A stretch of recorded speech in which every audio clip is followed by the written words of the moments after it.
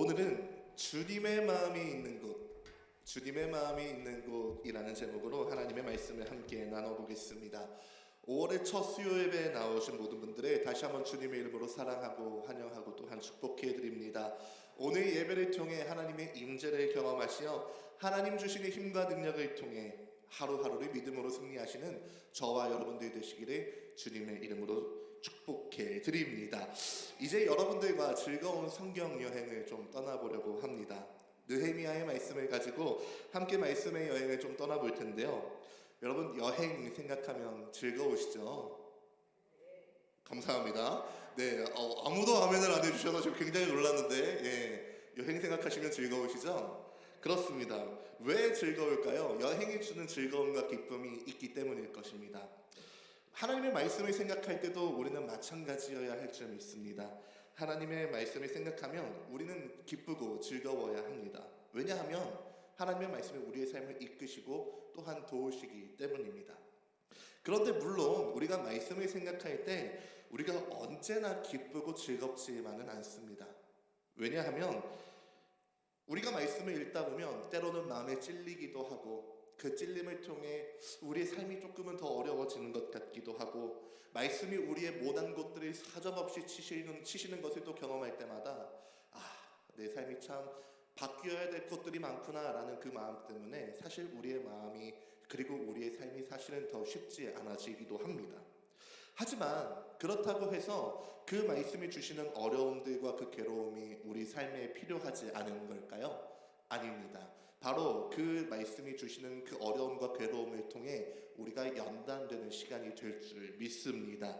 그러니 우리가 그 연단됨을 통해서 우리가 하나님의 모양대로 빚어가는 귀하고 복된 시간임을 믿습니다. 그러니 이 시간 말씀을 통해 먼저 권면해 드립니다. 말씀을 읽고 또한 들으실 때마다 하나님께서 내게 어떤 마음을 주시고 또 내게 무엇라 말씀하시는지를 들으시며 그 말씀의 자리로 나오시는 저와 여러분들이 되시기를 첫 번째로 믿음으로 권면해 드립니다. 우리가 그렇게 말씀에 집중하시는 그 시간을 통해 하나님의 음성을 들을 때 우리 삶을 빚어가시고 또한 우리의 삶을 이끌어가시는 하나님의 형상대로 우리가 빚어질 줄 믿습니다. 그러니 들은 말씀대로 살아 하나님의 뜻을 이루시는 하나님의 사람들이 되시기를 주님의 이름으로 축복해 드립니다. 먼저 바벨론 포로의 포로 귀환에 대해서 설명해 드리고자 합니다. 남유다가 바벨론의 느부갓네살 왕의 침공으로 인해 멸망하게 됩니다. 화면을 띄워주실까요? 네, 이때 바벨론의 침공으로 인해요 예루살렘 성전, 솔로몬 성전과 함께 이 예루살렘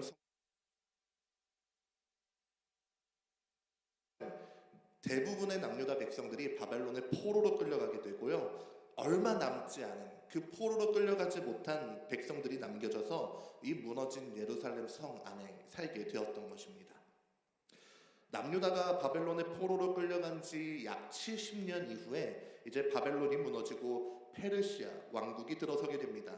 그리고 페르시아의 왕 고레스가 칙령을 내리는데요. 그 칙령의 내용이 바로 유다 포로들을 자신들의 고향 예루살렘으로 귀환시켜서 하나님의 성전을 세우라는 내용의 칙령입니다. 이때 스룹바벨 총독을 필두로 해서요 1차 포로 귀환이 이루어집니다. 그리고 이들이 합심해서 다시 한번 성전을 짓는데요. 이 성전의 이름이 스룹바벨 성전 혹은 제2성전으로 불리는 성전입니다. 그런데 이들이 귀환하면서 성전은 지어졌지만요. 무너진 한 가지는 아직 지어지지 못했습니다.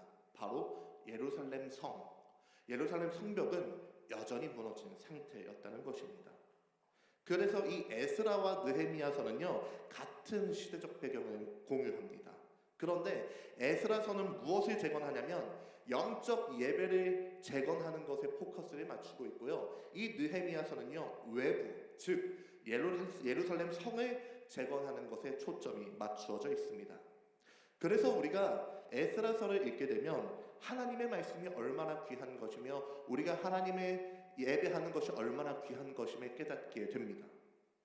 에스라는 아론의 후손이기 때문에 제사장이기도 하거든요. 그렇기에 에스라는요 이 남겨진 유대인들에게 말씀을 가르치며 하나님의 백성으로 다시 각성하게 하는 것에 목표를 두었습니다. 반면 느헤미야는 어떤가요? 느헤미야는 시대의 아픔을 외면하지 않았습니다.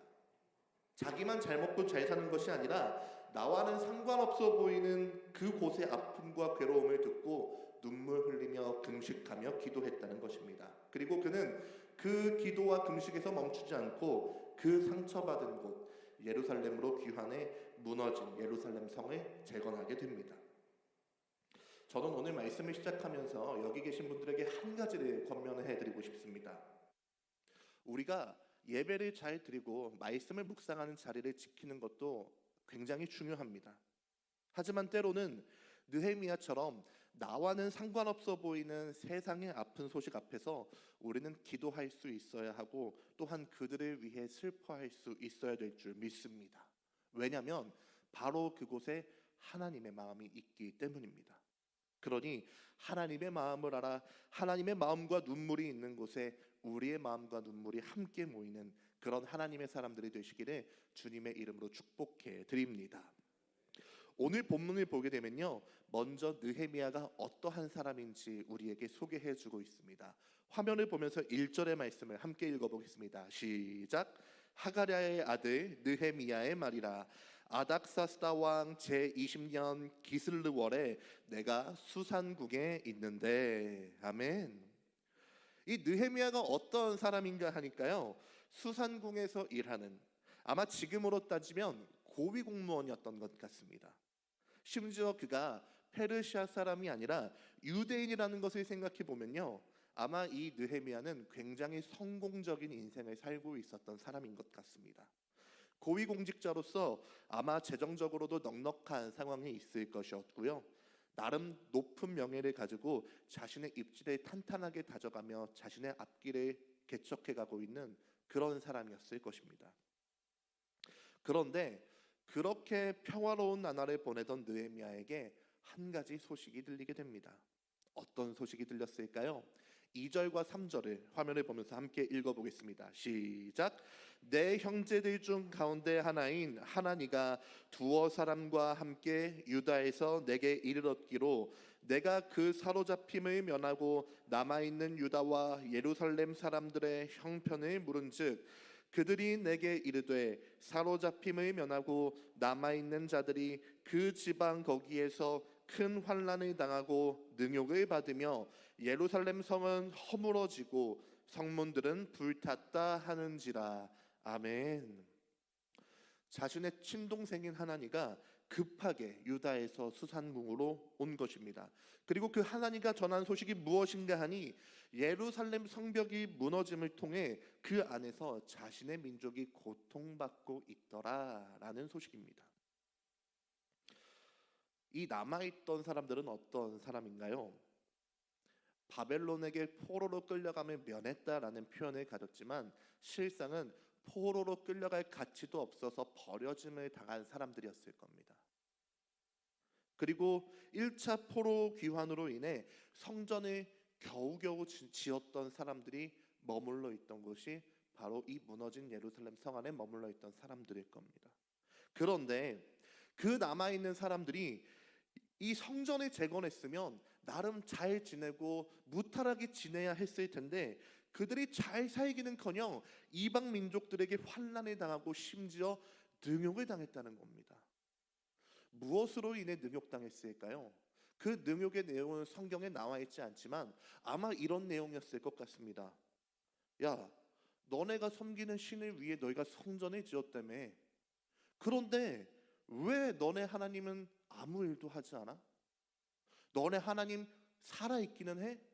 너네 신은 아무런 능력이 없는 그런 죽은 신 아니야? 라는 내용으로 아마 이 이스라엘 백성들을 능욕했던 것 같습니다. 동시에 예루살렘에는 성벽이 없었다고 오늘 본문은 증거하잖아요. 성벽이 없었다는 것은 무엇일까요? 방어할 수 있는 수단이 없다는 겁니다. 방어할 수 있는 수단이 없다는 것은 무슨 내용일까요? 그 원수들이 언제든 와서 그들이 가진 것을 빼앗아 갈 수 있다는 상황. 즉 그런 위험 속에서 자녀들까지 위험에 노출되는 그야말로 일상이 무너진 현실. 바로 그것이 이 남아있는 유대인들이 처한 비참한 현실이었다는 겁니다. 그리고 이 소식이 그대로 페르시아의 고위공직자인 이 느헤미야에게 전달되었다는 것입니다. 저는 잠깐 여기서 멈춰서서 생각해 보고 싶은 것이 있습니다. 아까도 말씀드렸다시피요, 느헤미야는 사실 페르시아의 고위 공무원으로서요, 이 예루살렘 성이 무너진 상태로 방치되던 말던 사실은 느헤미야랑은 별로 상관이 없는 이야기일 수도 있습니다. 왜 그럴까요? 예루살렘 성이 불탄 것은요, 이때 당시의 시대적 상황에서는요 100년도 더 지난 일입니다. 100년도 더 지났고 이미 느헤미야는 바벨론 포로로 끌려가서 그 땅에서 100년 이상 살아낸 그 가문의 일원이었기 때문입니다. 즉 신경 쓰지 않아도 될 문제가 바로 이 예루살렘 성이 무너져 있는 상태로 고통받고 있다는 사실입니다. 그런데 느헤미야는요 우리의 생각과는 다른 반응을 보여주게 됩니다. 어떤 반응일까요? 4절의 말씀을 보면서 우리 함께 읽어보겠습니다. 시작. 앉아서 울고 수일 동안 슬퍼하며 하늘의 하나님 앞에 금식하며 기도하여. 아멘. 자신의 민족이 고난당하고 욕먹고 괴롭힘 당한다는 소식을 들은 이 느헤미야는요 그 자리에서 앉아서 울고 슬퍼했다라고 오늘의 말씀은 기록합니다. 거기서 그치는 것이 아니라 금식하며 기도했다라고 오늘의 말씀은 우리에게 증거하고 있습니다. 왜 느헤미야가 자신과 상관도 없어 보이는 일에 슬퍼하고 금식하며 기도했을까요? 바로 그 느헤미야의 마음 가운데 하나님의 마음이 부어졌기 때문인 줄 믿습니다. 나의 잘됨과 나의 성공을 바라는 마음보다 하나님의 눈물과 하나님의 슬픔이 느헤미야의 마음속에 더 크게 자리 잡게 된 것입니다. 그걸 어떻게 확인할 수 있냐면요, 그가 드린 기도의 그 내용을 확인할 수 있습니다. 오늘 본문 6절과 7절의 화면을 보면서 크게 읽어보겠습니다. 시작. 이제 종이 주의 종들인 이스라엘 자손을 위하여 주야로 기도하오며 우리 이스라엘 자손이 주께 범죄한 죄들을 자복하오니 주는 귀를 기울이시며 눈을 여시사 종의 기도를 들으시옵소서. 나와 내 아버지의 집이 범죄하여 주를 향하여 크게 악을 행하여 주께서 주의 종 모세에게 명령하신 계명과 율례와 규례를 지키지 아니하였나이다. 아멘. 느헤미야가 뭐라고 기도합니까? 쟤들이 잘못하고 쟤들이 범죄해서 저렇게 됐어요 하나님이라고 그들을 정죄하지 않았습니다. 오히려 나와 내 아버지의 집이 범죄하여 우리가 하나님 보시기에 큰 악을 행했다라고 고백합니다. 도대체 느헤미야와 느헤미야의 집안이 이 예루살렘 성을 무너지게 한 것과 어떠한 상관이 있습니까? 아무런 상관이 없습니다. 아무런 관련도 없고 아무런 죄도 없습니다. 그런데 느헤미야가 왜 나와 내 아버지 집이 범죄해서 하나님 앞에 악을 행했다고 기도할까요? 나와는 상관없어 보이는 문제지만 내 민족이 범한 죄가 결국은 내가 범한 죄라는 바로 중보자의 마음이 있었기 때문에 느헤미야가 이렇게 기도했다는 것입니다. 다시 말해서 하나님의 마음이, 하나님의 슬픔이 있는 곳을 느헤미야가 바라봤을 때 그는 그 주님의 마음이 어떠했는지를 알았다는 것입니다. 어떤 마음을 그가 알았을까요? 자신의 백성들이 돌아오기를 기다리시는 그 아버지의 마음, 그 하나님의 마음이 그 예루살렘 성 가운데 있음을 느헤미야가 알게 되었다는 것입니다. 그러니 느헤미야는 자신의 민족의 죄가 곧 제가 지은 죄입니다 라고 고백하며 그 아버지의 마음을 기억하는 기도를 드리게 됐다는 것입니다. 저는 또 잠깐만 여기서 멈춰서서 생각해 보고 싶은 것이 있습니다. 여러분, 느헤미야는 아무런 상관이 없습니다. 제가 계속해서 강조해 드리는 말씀이지만 예루살렘 성벽이 없어서 생기는 문제를 듣고도 사실 느헤미야는 이렇게 생각할 수도 있어요. 그래서 그게 나랑 무슨 상관인데, 나는 지금 이곳에서 잘 먹고 잘 살고 있는데 도대체 예루살렘 성벽이 없는 것이 도대체 나랑 무슨 상관이야? 라고 생각할 수 있다는 것입니다. 그런데 저는 이러한 생각이 어쩌면 오늘 우리의 모습이 아닌가라는 생각을 하게 됩니다. 나와는 상관없는 문제를 바라보며 나랑은 상관없다고, 나는 저 문제랑은 전혀 관련이 없다라고 그냥 지나치고 있는 문제들이 어쩌면 우리 삶 가운데 있지는 않냐라는 얘기입니다. 한 가지 예를 들어볼까요? 저는 청소년 교회를 담당하는 사역자입니다. 지금 청소년 교회, 젊은이 교회, 어린이 교회, 새싹 교회 할 것 없이요, 다음 세대 교회는 위기에 봉착해 있습니다. 제가 어릴 적만 해도요, 한 반에 40명 정도의 아이들이 구성되고요, 그 40명 중에 30명 이상은 교회를 다니는 친구들이었습니다. 그런데 지금은 어떤가요? 한 반에 많으면 30명이고요, 그 30명 중에 6, 7명 정도가 교회를 다니는 상황입니다. 심지어 제 세대 때 30명이 교회를 다녔지만 제 나이 때에 지금 교회에 남아있는 명수는 30명 중에 15명, 16명도 되지 않습니다. 50%가 채 남아있지 않다는 얘기입니다. 그러면 다음 세대는 어떨까요? 6, 7명 중에 남아있는, 교회에 남아있는 다음 세대의 숫자는 많아봐야 3, 4명에 불과할 것입니다. 다음 세대를 섬기는 교사들의 마음은 어떨까요? 아이들이 줄어들고 하나님을 떠나는 모습을 보면서 가장 힘들어하시는 분들이 다음 세대를 섬기는 사역자와 교사들입니다. 눈물로 기도하고 또한 거절당하는 연락을 계속하면서 겨우겨우 만나고 아이들과 인사하지만 그럼에도 불구하고 다음 세대 교회의 양적인 부흥은요, 사실 쉽게 일어나지 않고 있습니다. 그런데 이런 다음 세대 교회를 보면서 이제 나는 내 자식들 다 키웠으니 나랑은 상관없는 이야기지 라고 생각하시며 그냥 지나쳐 가지는 않으십니까? 여러분들이 지나쳐 가시는 그곳에 하나님의 마음과 하나님의 눈물이 있는 곳일 줄 믿습니다. 하나님의 시선이 머무는 곳 중에 하나가 제가 방금 말씀드린 다음 세대 교회인 줄 믿습니다. 그러니 여기 계신 분들에게 마음 다해 권면해 드립니다. 오늘 이 느헤미야처럼요, 나와는 상관없이 보이는 것처럼 느껴지는 곳이 있다 해도, 나와는 전혀 관련 없는 것처럼 보이는 곳이 있다 해도요, 그곳에 하나님의 마음으로 바라봐 주시기를 믿음으로 권면해 드립니다. 그럴 때 그 나와는 상관없어 보이는 곳에 하나님의 눈물과 하나님의 마음이 있게 된 것을 보게 될 줄 믿습니다. 그러니 그 하나님의 마음이 있는 곳에 우리의 마음에 같이 두어서 하나님의 마음을 위로해드리고 또한 그 하나님의 뜻을 이루어드리는 저와 여러분들이 되시기를 주님의 이름으로 축복해 드립니다. 느헤미야가 그렇게 눈물로 기도합니다. 하나님의 도우심을 간구합니다. 우리가 다시 한번 우리의 죄를 자복하고 하나님께로 돌아가겠습니다. 그러니 하나님, 우리와 했던 그 언약들을 기억해 주셔서 우리를 다시 주의 백성 삼아 주십시오 라고 눈물로 기도하기 시작합니다. 그리고 그 기도를 하나님이 들으십니다. 하나님이 하나님의 마음이 있는 곳을 위해 기도할 때 어떤 일을 일으키십니까? 오늘 본문 11절에 그 응답의 내용이 나와 있습니다. 화면을 보면서 함께 읽어보겠습니다. 시작. 주여 구하오니 귀를 기울이사 종의 기도와 주의 이름을 경외하기를 기뻐하는 종들의 기도를 들으시고 오늘 종이 형통하여 이 사람 앞에서 은혜를 입게 하옵소서 하였나니 그때 내가 왕의 술 관원이 되었느니라. 아멘. 느헤미야가 하나님의 마음과 하나님의 눈물이 있는 곳을 위해서 기도하고 슬퍼할 때 하나님은 어떻게 하셨냐면, 하나님은 느헤미야를 하나님의 도구로 사용하시기 시작합니다.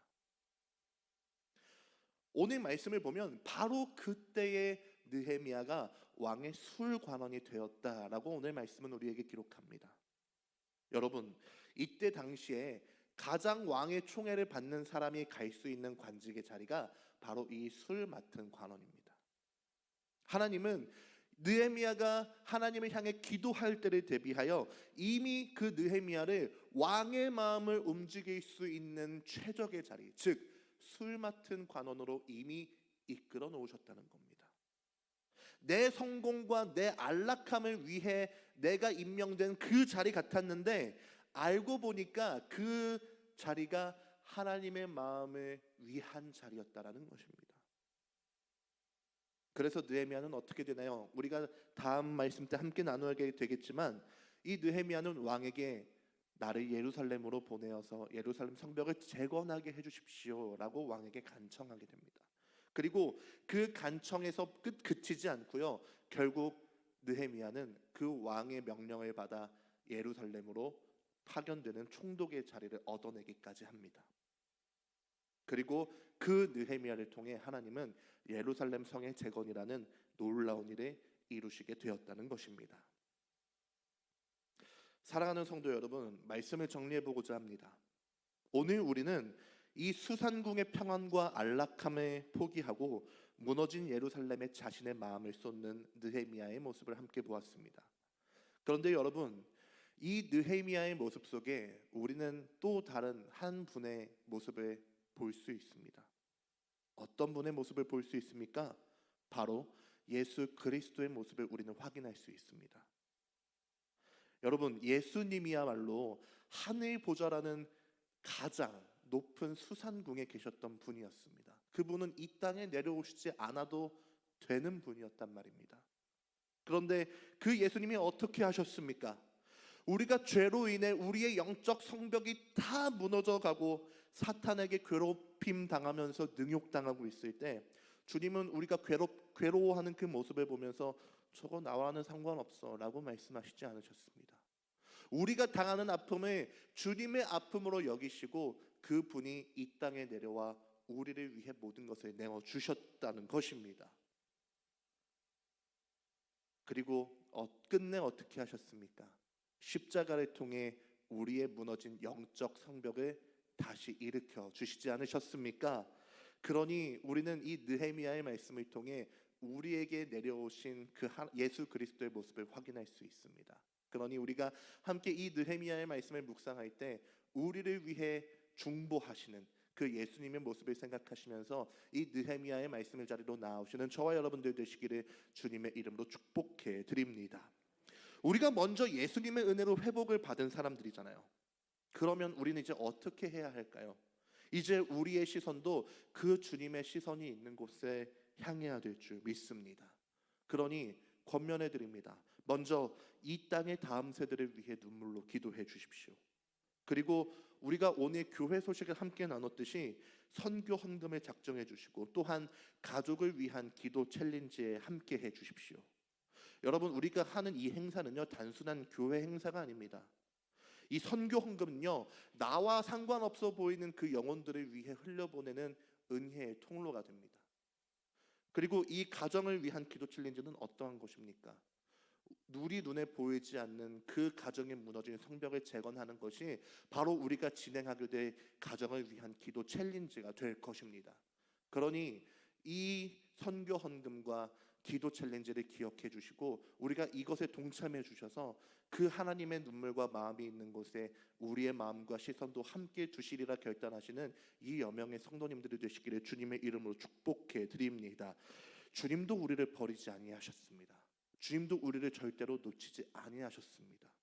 그러니 주님을 뒤따르는 우리도 주님의 눈물과 주님의 마음이 있는 그곳을 향해야 될 줄 믿습니다. 오늘 이 밤 우리가 이제 함께 찬양하고 기도함으로 결단하실 텐데요. 나의 평안함이라는 그 수산국에서 걸어 나와 주님의 눈물이 고인 그 곳을 향해 나아가는 저와 여러분들이 되시기를 주님의 이름으로 축복해 드립니다. 주님의 마음 있는 곳에 우리의 마음, 주님의 눈물이 있는 곳에 우리의 눈물이 있기를 원합니다. 우리가 주님의 마음과 눈물이 있는 곳으로 향할 때 우리의 삶을 통해 하나님께서 그 주님의 뜻을 이루어 가실 것입니다. 그러니 그 주님의 뜻을 이루어 드림을 통해 하나님의 마음을 시원케 해드리는 하나님의 사람들이 되시기를 주님의 이름으로 축복해 드립니다.